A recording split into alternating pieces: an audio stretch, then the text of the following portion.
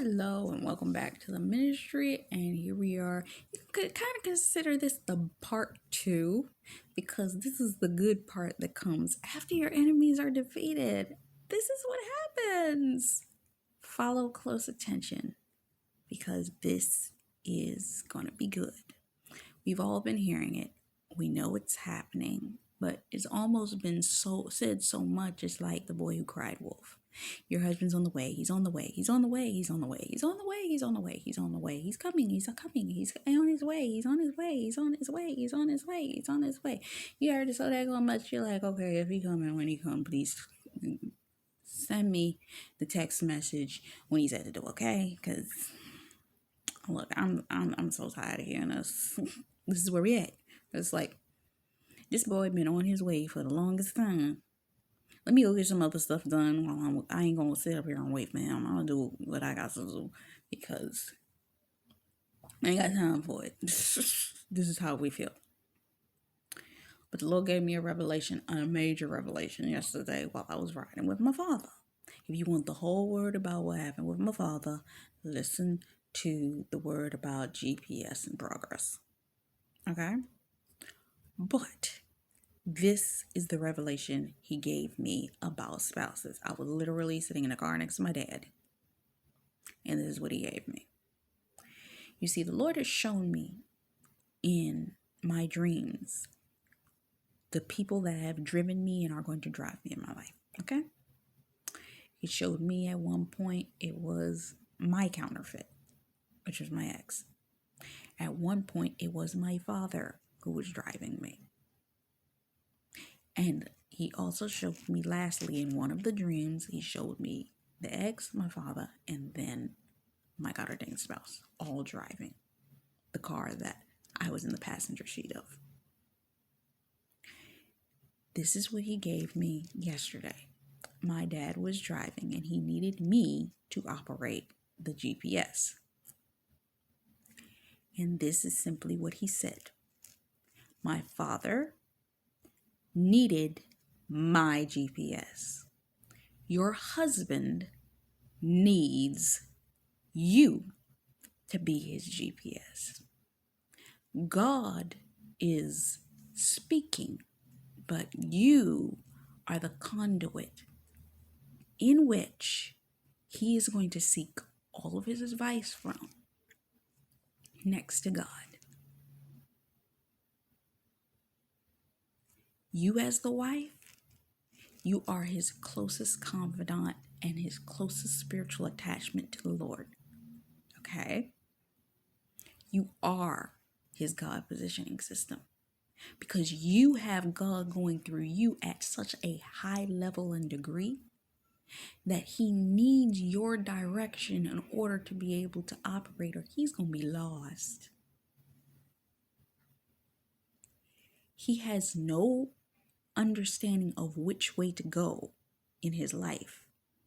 And it's funny because Megan Michelle did a live a couple months back where she was talking about a dream in which she had where her ordained spouse was driving and they kept getting in a car accident, couldn't figure out why. She was in the passenger seat and they kept having to keep doing the same thing over and over again. Why? Because she was the one that's supposed to be guiding and telling him which way to go. And it was only until they came together in understanding that the car was able to avoid the accident.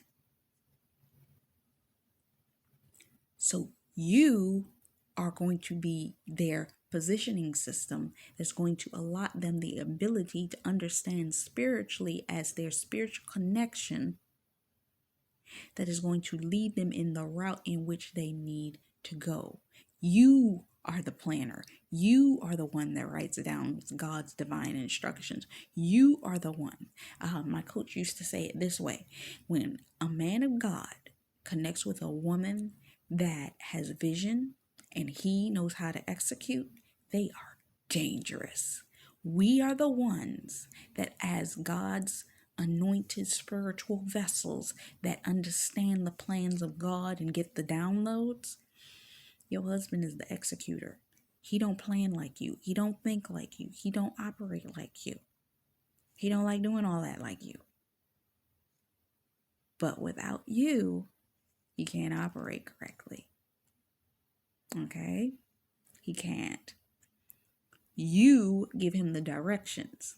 That as he becomes closer, he may think he knows which way he's going. Your ordained spouse has been out there roaming the world thinking he know what he doing in the world, thinking he know how to do, and he operate in the world, in the world's way, in the world system, and all this kind of stuff. But then when the Lord gave him wisdom and wind, you was on route, they turned into Jonah and started going in the opposite direction. They're like, I like my games over here. I like my lifestyle over here. Why am I going to turn away from that to go over there and be obedient? I like over here. I know which way I'm going. I know the direction. I have my life set up. I know exactly how I want things to go in my life. Why am I going to leave this to go over there? But they're turning around and they end up wandering. Prodigal. That's why they are the prodigal. Why am I going to leave this to go there? Prodigal. Went out, went over to this place of sin, spent up all the money. Now they in the mess. They have ended up in situations and scenarios that have left them in slop. And because we as the praying wives have been praying for them, literally what God's been doing has been making and pressing them in that he's made it nearly impossible for them to deny that they have been in a mess. People around them have seen that they're in a mess. They know that they're in a mess. They've been trying to identify, dude, you're going in the wrong direction. You should probably And as we have been praying for them, they've been straightening up. And even though Jonah, they've been put into belly of a whale, they've been put into some spiritual seclusion, they've been having to be dealt with by the Lord. Consecration, fasting, Lord's been dealing with them. And because of that, they've been going in the wrong direction, and they actually pretended like they had hard of hearing, because my dad is actually hard of hearing, and they was acting like they was hard of hearing when God been telling them which way to go. This is why I kind of actually like Megan Michelle. Megan Michelle was the one that was operating in the prodigal child position. She actually explained from a female's perspective what it is like to operate outside of the will of God. And I like listening to that because it gives me insight as to what my God-ordained spouse was going through, because she used to act like that. And she's now come into alignment with God, and she has to get her God-ordained spouse in alignment. So it gives wisdom to the wandering seasons that your God-ordained spouse is going through. So they're out there wandering. They don't want to listen. They out of here and they acting funny. And what has happened is they ended up in a mess. They've been in a mess. The Lord had me watch Beyond the Lights the other day, where you had the female prodigal who was she was in a lifestyle that was straight sin and adultery, and she was drowning in it. But the world didn't see that until her attempt to take her life. What the enemy has been doing to some of these spouses is they know that you're about to come together, and he's been trying to send thoughts and dreams and ideas and fears that's been trying to take them out. I even heard it one day, like a week and a half ago. I heard, and it was a very clear thought. Oh, you should. I was like, excuse me? I don't even think that way. You the devil? No. So anyway, what that says is you have to have the right discernment, and they do not have the right discernment to know which way and which route to go. They've been on a long journey trying to get up until this point, but they've always had to come back to God, because God was the way that was going to lead them to getting to where they need to go. And you are their promised land. You are their destination, and they're almost there. But they're dealing with some confusion because they've been trying to listen to people. They've been trying to do all of this. They've been trying to do all of this, and they are this close to you. And God's been trying to get them ready. He sat up there and he stripped them. He stripped them. As we said in the previous one, at the, what's the word? A pat duomai. When you are stripped of your clothes. They've been stripped. And because they have been stripped,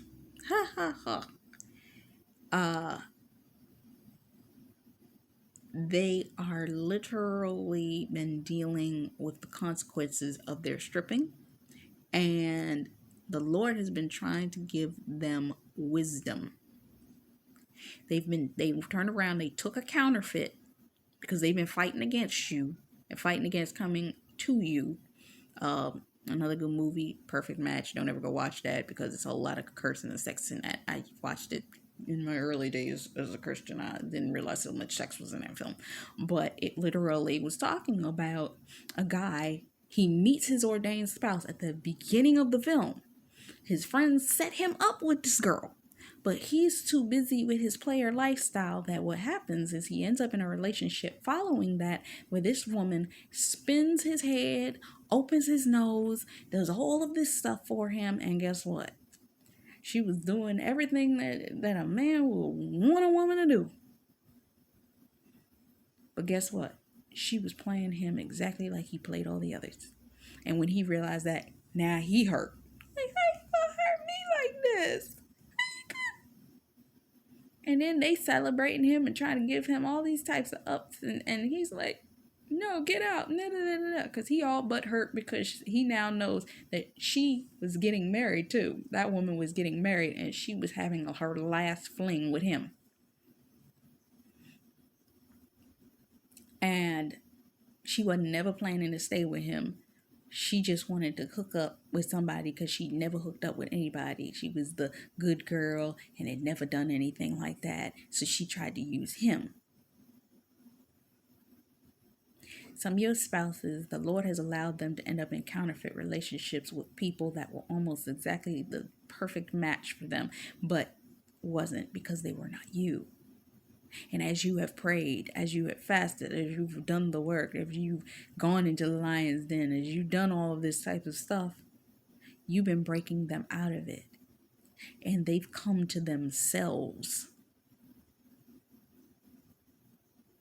And they come onto the right path. They had taken a decoy opportunity, decoy things. They were doing all things wrong. They had given the wrong authorities to this particular counterfeit person, and they were running reckless with it. And the Lord allowed that to happen because he's like, that ain't the one, and I got to show you the one, because I'm going to blow this whole sucker up, because this is not what's for you, my son. This is not what's for you, my daughter. You are in absolute danger. And some of these men have been in absolute danger that they were about to lose their position as your God-ordained spouse, because God was getting sick and tired of it, because he knew that you were too. And he was about to pull them out. I mean, literally, he was about to, as the judgment came down, they were about to get pulled out of position to be your spouse, and he was going to find somebody else. But they got it together. Your prayers worked, and they got it together. What ended up happening, we were that close to the location that we were supposed to be going to, and he had been circling around. My dad had been circling around. Your God-ordained spouse was circling around with these counterfeits and all of these opportunities and all of these Late Jeremiah released a word a couple of weeks ago called musical chairs. He had all these people around him that he had to switch positions and take people out and do all of these types of things. But your seat is now open because he done removed the counterfeit that was supposed to be supposedly sitting there. Now, what's gonna happen is he's got the seat open and it's time for you to come sit down. He done had all the signs. He done all of the knowledge and all of the stuff because God's done gave him a sign after sign after sign after sign. And he saw the sign first and still went to the counterfeit. Still went through all that hell he had to go through. Jonah in the belly of the whale. God had to turn him around. And the answer was literally right around the corner. Which the song that the Lord gave me was Brandy's The Corner of First and Love. At the corner of First and Love, it's right there. It's right there. Across the street at the corner of First and Love. You turned the corner. And their ordained spouses, are right there. The promise is for both of us. So as we were leaving, we were headed home. Your God-ordained spouse is on his way home. Home to God and home to you. And as he showed me this, we passed a sign called the 55 limit. Double grace. You have to give your God-ordained spouse grace for what it was that he did in avoidance of coming to you. But you also have to give yourself grace in the fact of, yes, this has been a trying season and they were supposed to deliver you and they were supposed to help you, but they've been out here living recklessly and in disobedience. And the Lord had to deal with them. I'm going to be honest with you. I had a moment 6 days ago, 7 now, I think. And I really got into a place with the Lord, and I told him some things in relation to my God-ordained spouse, because I was shown something in a video, and when I was shown, it wasn't something about relation to him. It was a spiritual revelation through listening to a video. And I went to the Lord and I said, if you want, you can do what you desire to do. And I spoke what I spoke. And I sat with that. And I allowed the Lord to do what the Lord was to do. And with that being said, I had to give him grace. Even in the midst of me saying what I said, I came back to the Lord later that night and I said, I know I got irritated. I know I got angry. And I know this man is for me. But he can't be blah, blah, blah, blah. I had to give him grace for that. Because half the stuff I already knew. I already knew these things. I couldn't even be mad about it. But I had to give him the grace. But they're on their way. They are on their way. So I saw that my dad was getting off the I-95 and there was a building that I did not see on the way up that I was seeing on our way off the off-ramp, which was meant for me to see right then. I lie to you not, as God is my witness, the building sign said Exodus. As we were coming off the off-ramp, it said Exodus. Your God-ordained spouse is exiting. And this is what the Lord showed me. Right after I saw the Exodus sign, I glanced up and I looked and I saw an awning on that same side of the street. I couldn't tell whether it said 222 or 2222. So I'm giving you both scriptures. Genesis 2:22.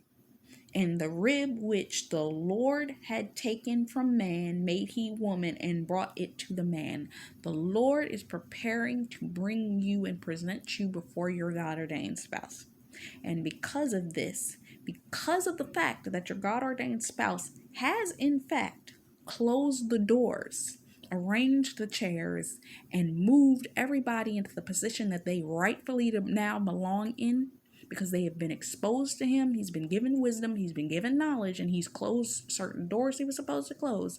God is opening up the door and positioning you as their spouse to present you before him now. And he's going to have to take care of you from this point. And this door cannot be shut. For what God has put together, let no man put asunder. They are exiting their highway and they are headed home. They have slowed down. They've taken care of all the things in which they were supposed to take care of, unhealthy relationships, partnerships. They have wisdom and knowledge, and they have closed all of those doors, and they are now open to coming to you. The doors were closed to that stuff, and he's coming to you because God's allowing the door to be open, and it cannot be shut. Because what God has put together, no man can put asunder. And with that being said, the Lord showed me in a dream, and I prayed about this when I was writing this up. Could I share this with you guys? And he said, yes. I had a dream. I saw the husband. He had arrived at the house. He was coming up the front steps. He had to come up a few steps in the front of the house. And the season was this season. He came up to the door. He opened the front door. He put his bags down. All of his baggage, all of the things he's been carrying, he put it down. All of the things that has been holding him up, delaying him, and holding him out of position to be with you, he put it down. He has put the distractions down and all of that stuff away. And he came up the front stairs. Some houses have staircases, much like staircases that you see to go up regular stairs, but the front of the house is actually elevated above the regular floor. So you have to go up a staircase in order to get to the first floor. He had to go up a set of stairs to get to the main floor. But when he got to the main floor, he meets his spouse and their child. The child is anywhere from 3 to 4 years old. Could be 2 to 3.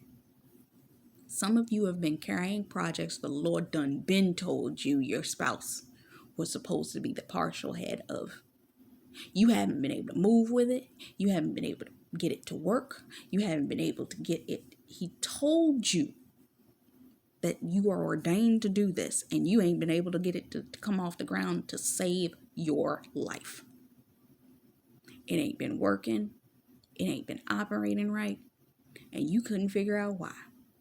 Because you've been carrying a child that you and your husband were supposed to nurture. This child was reaching for the wife figure. This child that God is giving you is prepped and ready for you. It wants you, but it needs you both. It needs you both. The husband comes to you both. Hugs the child and comes to you.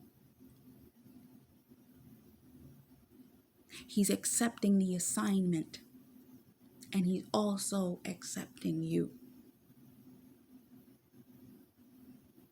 He's come home. He's coming home. He's on his way home.